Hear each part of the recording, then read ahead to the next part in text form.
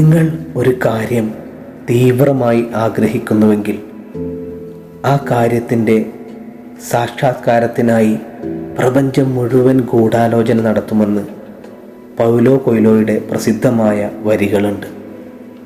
9 മാസങ്ങൾക്ക് മുമ്പ് യൂട്യൂബ് എന്ന മഹാപ്രപഞ്ചത്തിലേക്ക് ഞാൻ കാലെടുത്ത് വെക്കുമ്പോൾ എനിക്കറിയില്ലായിരുന്നു ഇതെവിടെ വരെ എത്തുമെന്നും എന്താകുമെന്നും ഒന്നും.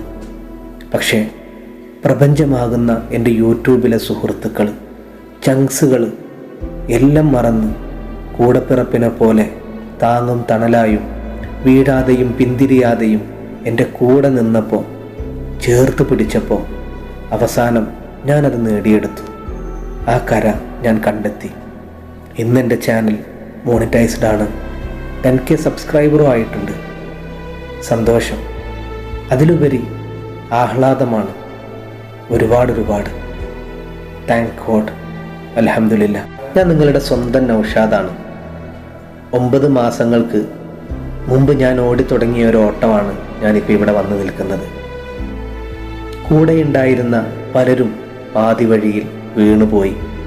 മറ്റു പലരും ഇപ്പോഴും കൂടെയുണ്ട്. അതുകൂടാതെ ഒരുപാട് ആളുകൾ പാതി വഴിയിൽ കൂടെ കൂടുകയും ചെയ്തു. താങ്ങായും തണലായും എൻ്റെ കൂടെ നിന്നു. സങ്കടങ്ങളും സന്തോഷങ്ങളും പരിഭവങ്ങളും എല്ലാം ഒരു കൂടപ്പിറപ്പിനോടെന്ന പോലെ കേട്ടിരുന്നു. സമാധാനിപ്പിച്ചും പരിഹാരങ്ങൾ പറഞ്ഞു തന്നും എൻ്റെ കൂടെ സദാസമയവും നിങ്ങളുണ്ട്. പലർക്കും എന്നോട് ദേഷ്യമാണ്. എന്തിനെന്നറിയോ? ഞാനൊരു വീഡിയോ അപ്ലോഡ് ചെയ്യുമ്പോൾ എല്ലാ തിരക്കുകളും മാറ്റിവെച്ച് എൻ്റെ വീഡിയോ വന്ന് കാണുന്ന പലരുടെയും വീഡിയോ ഞാൻ കാണുന്നത് 4-5 ദിവസം കഴിഞ്ഞാണ്. ചിലരുടേത് ഞാൻ കാണാറ് കൂടിയില്ല. അങ്ങനെ ആർക്കെങ്കിലും എന്നോട് പരാതിയോ പരിഭവമോ ഉണ്ടെങ്കിൽ അത് ഉള്ളിൽ വെക്കാതെ എന്നൊരുപാടങ്ങ് വഴക്ക് പറഞ്ഞോ, എൻ്റെ വീഡിയോയുടെ അടിയിൽ വന്ന് കമൻ്റായി പറഞ്ഞോ. കുഴപ്പമില്ല, ഞാൻ കേട്ടോളാം, ഞാൻ നന്നായിക്കോളാം. നിങ്ങളിൽ പലർക്കും ഈ വീഡിയോ കാണുമ്പോൾ ചിലപ്പോൾ അതിശയം തോന്നിയേക്കാം. ഇതെന്താ ഈ മനുഷ്യൻ ഞങ്ങളൊന്നും ഒരിക്കൽ പോലും കാണുക കൂടി ചെയ്യാത്ത, അറിയുക കൂടി ചെയ്യാത്ത കുറേ ചാനലുകളും ഇതിനിടയിൽ തിരുകി കയറ്റിയിട്ടുണ്ടല്ലോ എന്ന്. അവരെ നിങ്ങൾക്ക് പലർക്കും അറിയില്ലായിരിക്കാം. പക്ഷേ എനിക്കവരെ മറക്കാൻ കഴിയില്ല. ഇപ്പോൾ ഈ അവസരത്തിലല്ലാതെ അവരെ ഓർക്കാൻ മറ്റൊരു നല്ല അവസരം ഇനി എനിക്ക് കിട്ടിക്കൊള്ളണമെന്നില്ല. കാരണം നിങ്ങളെപ്പോലെ തന്നെ എൻ്റെ തുടക്കകാലത്ത് അവരും എൻ്റെ കൂടെ ഉണ്ടായിരുന്നു, താങ്ങായും തണലായും എല്ലാം. പക്ഷേ പലരും പാതി വഴിയിൽ വീണുപോയവരും എവിടെയും എത്താതെ ഒരു ഓരം ചേർന്ന് യാത്ര ചെയ്യുന്നവരുമാണ്. ചാനൽ തുടങ്ങിയിട്ട് 1-2 മാസം കഴിഞ്ഞാണ് അഗ്രിക എന്ന ആ മഹാമനുഷ്യനെ ഞാൻ പരിചയപ്പെടുന്നത്. എന്നെ അറിഞ്ഞ അദ്ദേഹം എന്നോട് പറഞ്ഞു, ഇങ്ങനെയൊന്നും നടന്നാൽ പോരാ, നീ വീഡിയോ ഇടുന്നു, കുറച്ചാളുകൾ നിൻ്റെ വീഡിയോ വന്ന് കാണുന്നു, നീ മറ്റുള്ളവരുടെ വീഡിയോ പോയി കാണുന്നു, അങ്ങനെയൊന്നും നടന്നാൽ നീ എവിടെ എത്തില്ല. കുറച്ച് ഗ്രൂപ്പുകളിലൊക്കെ പോയി ജോയിൻ ചെയ്യണം, കൂട്ടുകാരെ ഇനിയും കണ്ടെത്തണം, മറ്റു മാർഗങ്ങൾ നോക്കണം എന്നൊക്കെ ഒരു അനിയനെ പോലെ അഗ്രിക എന്നോട് പറഞ്ഞു തന്നു. അതിനു വേണ്ടുന്ന വഴികളും അഗ്രിക തന്നെ എനിക്ക് കാണിച്ചു തന്നു. ആ വാക്കുകൾ ഇപ്പോഴും എൻ്റെ മനസ്സിലുണ്ട്. അതുകൊണ്ടാണ് ഈ ഒരു അവസരത്തിൽ ഞാൻ ആദ്യമായിട്ട് അഗ്രിക എന്ന വ്യക്തിയെ, മനുഷ്യനെ ഞാൻ ഓർക്കുന്നത്. അവിടെ നിന്ന് തുടങ്ങിയ യാത്ര കുറച്ചു ദൂരം കൂടി ചെന്നപ്പോഴാണ് രാഹുൽ എന്ന കൂടപ്പിറപ്പിനെ ഞാൻ പരിചയപ്പെടുന്നത്. രാഹുൽ എൻ്റെ കൂടപ്പിറപ്പ് തന്നെയാണ്. കാരണം രാഹുലാണ് ഒരു യൂട്യൂബ് എങ്ങനെ കൊണ്ടു നടക്കണമെന്ന് എനിക്ക് പറഞ്ഞു തന്നത്. അവൻ്റെ വാക്കുകളെ ഞാൻ ചെവിക്കൊണ്ടത് കൊണ്ടാണ് എൻ്റെ ചാനൽ ഇത്രയെങ്കിലും മെച്ചപ്പെടുത്തിയെടുക്കാൻ എനിക്ക് സാധിച്ചത്. പിന്നീട് അങ്ങോട്ടുള്ള യാത്രയിലാണ് ഞാൻ സോണിത്തയെ പരിചയപ്പെടുന്നത്. എനിക്കറിയില്ല ഇവരെയൊക്കെ എന്നെ സ്നേഹിക്കാൻ ഇത്രത്തോളം പ്രേരിപ്പിച്ച ഘടകം എന്താണെന്ന്. എന്നോട് ആദ്യമായിട്ട് ലൈവ് ഇടാൻ പറഞ്ഞത് സോണിത്തയാണ്. അതിലൂടെ ഒരുപാട് വാച്ച് അവർ കൂട്ടാൻ കഴിയുമെന്ന് എനിക്ക് പറഞ്ഞു തന്നത് സോണിത്തയാണ്. പിന്നീട് ഒരുപാട് വൈകിയാണ് വാജിക്ക എന്ന വജീഹുദ്ദീനെ പരിചയപ്പെടുന്നത്. ഇക്കാക്കയാണോ, കാരണവരാണോ, ഉപ്പയാണോ, ആരാണോ എന്നിപ്പോഴും നിജപ്പെടുത്താൻ കഴിഞ്ഞിട്ടില്ല. സന്തോഷം വന്നാലും സങ്കടം വന്നാലും അടുത്ത് വന്ന് പറയും, ശകാരിക്കും, ഉപദേശിക്കും. ഒരു ചാനൽ എങ്ങനെ പ്രൊമോട്ട് ചെയ്യണമെന്ന് എന്നെ പഠിപ്പിച്ചത് വാജിക്കയാണ്. വാജിക്കയെ ഞാൻ കണ്ടെത്തുന്നത് ഒരുപാട് വൈകിട്ടാണ്. കണ്ടെത്താനുള്ള വഴി അദ്ദേഹത്തിൻ്റെ 1.5 പാൻറ്റുമാണ്. അത് കണ്ട് ആ ചിരിയുടെ ഉടമസ്ഥനെ ഒന്ന് കാണാനാണ് തിരഞ്ഞു ചെന്നത്. പിന്നെ തോന്നി ഇങ്ങേരെ ആദ്യമേ പരിചയപ്പെടേണ്ടതായിരുന്നു എന്ന്. അവരുടെ കൂടെ കൂടിയതിന് ശേഷമാണ് ഫാൻസിക്കയെ പരിചയപ്പെടുന്നത്. നമ്മുടെ ചാനൽ പ്രൊമോട്ട് ചെയ്യുന്നതോടൊപ്പം മറ്റുള്ളവരെ എങ്ങനെ നമുക്ക് കൈപിടിച്ചുയർത്താമെന്ന് ഫാൻസിക്ക നമുക്കെല്ലാവർക്കും പറഞ്ഞു തന്നു. ഇവരെ ഒന്നും ഈ അവസരത്തിൽ എന്നല്ല ഒരവസരത്തിലും മറക്കാൻ കഴിയില്ല. നിങ്ങളുടെയൊക്കെ മനസ്സിൽ എനിക്കുള്ള സ്ഥാനം എന്താണെന്ന് എനിക്ക് നല്ലോണം അറിയാം. എൻ്റെ വീഡിയോക്ക് നിങ്ങൾ തരുന്ന സപ്പോർട്ടും എനിക്കറിയാം. ഒരു കുഞ്ഞു വീഡിയോയിൽ എത്ര ആളുകൾ ഉൾക്കൊള്ളിക്കാൻ കഴിയുമെന്ന് നിങ്ങൾക്ക് ഊഹിക്കാവുന്നതേയുള്ളൂ. എനിക്കറിയാം ശരീരത്തിലെ ഒരു അവയവം പോലെ കൂടെ നിൽക്കുന്ന പലരും ഇതിലില്ല എന്ന്. പക്ഷേ ഇതിലേ നിങ്ങളില്ലാത്തതുള്ളൂ. എൻ്റെ മനസ്സിൽ നിങ്ങളെല്ലാവരും എപ്പോഴുമുണ്ട്, നിറഞ്ഞ പുഞ്ചിരിയോടെ, സ്നേഹത്തോടെ. ഇന്നെനിക്ക് 10K സബ്സ്ക്രൈബേഴ്സ് ആയത് നിങ്ങൾ പലരും കണ്ടിട്ടുണ്ടാകും. ചാനൽ മോണിറ്റൈസ്ഡ് ആയതും നിങ്ങൾ അറിഞ്ഞിട്ടുണ്ടാകും. ഇതൊക്കെ എൻ്റെ മാത്രം പ്രയത്നം കൊണ്ടാണെന്ന് ഞാൻ വിശ്വസിക്കുന്നില്ല. നിങ്ങളുടെയൊക്കെ അകമഴിഞ്ഞുള്ള സപ്പോർട്ടിൻ്റെയും സഹകരണത്തിൻ്റെയും എല്ലാം പ്രയത്ന ഫലമാണ്. ചിലപ്പോൾ ചിലരൊക്കെ കാണിക്കുന്ന സ്നേഹം കാണുമ്പോൾ എനിക്ക് തോന്നിയിട്ടുണ്ട്, പടച്ചറബ്ബേ ഇവരൊക്കെ എൻ്റെ കൂടപ്പിറപ്പുകളാണോ എന്ന്.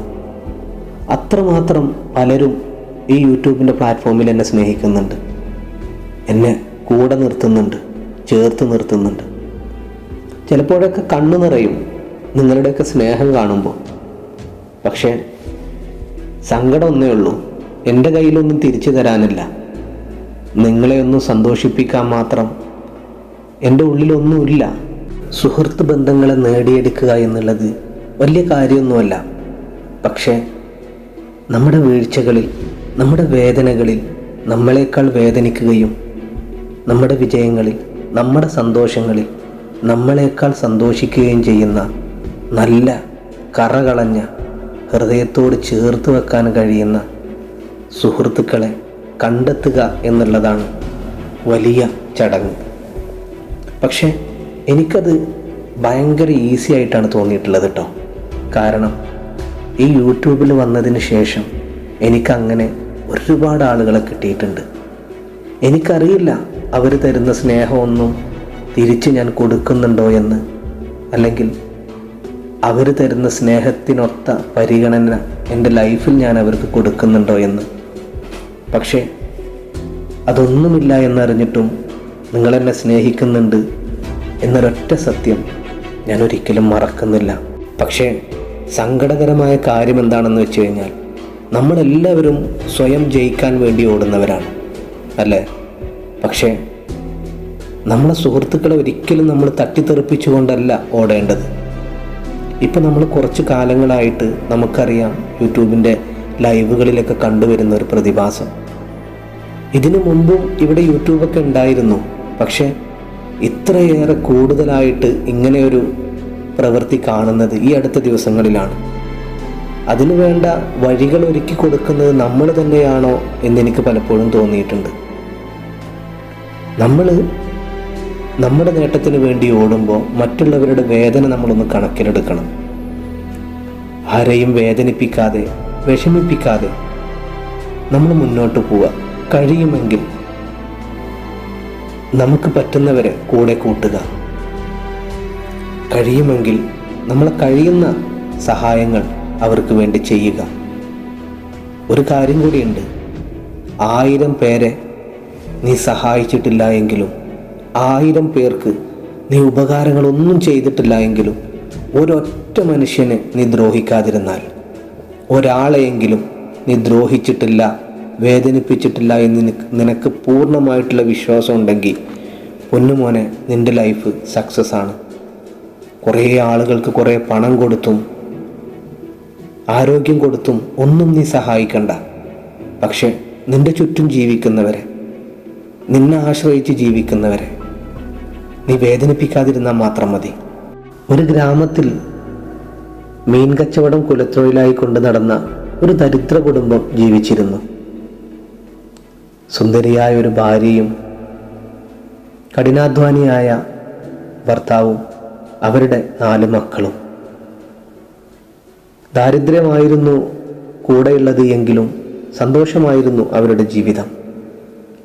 വിലപിടിപ്പുള്ള വസ്ത്രങ്ങളോ മനം മയക്കുന്ന ഭക്ഷണങ്ങളോ ഒന്നും അവർക്കില്ല എങ്കിലും സന്തോഷമായിരുന്നു അവരുടെ ജീവിതത്തിൽ. രണ്ടാമതായിട്ട് അവർക്ക് ജനിച്ച മകൻ ഒരു പിടിവാശിക്കാരനും കുറുമ്പനുമായിരുന്നു. അവന് ആവശ്യമുള്ള കാര്യങ്ങൾ അവൻ എങ്ങനെയെങ്കിലും നേടുമായിരുന്നു.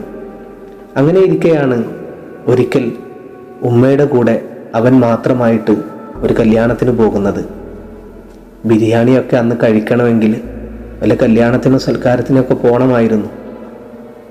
കല്യാണമൊക്കെ കഴിഞ്ഞു പന്തലിനോട് ഓരം ചേർന്ന് ഉമ്മയുടെ കൂടെ ഈ കുറുമ്പനും നിൽക്കുകയായിരുന്നു. അപ്പോഴാണ് ശബ്ദമുണ്ടാക്കുന്ന കാലുകളോടെ ഒരു പെൺകുട്ടി പന്തലിലൂടെ ഓടിക്കളിക്കുന്നത് ഈ കുറുമ്പൻ കാണുന്നത്.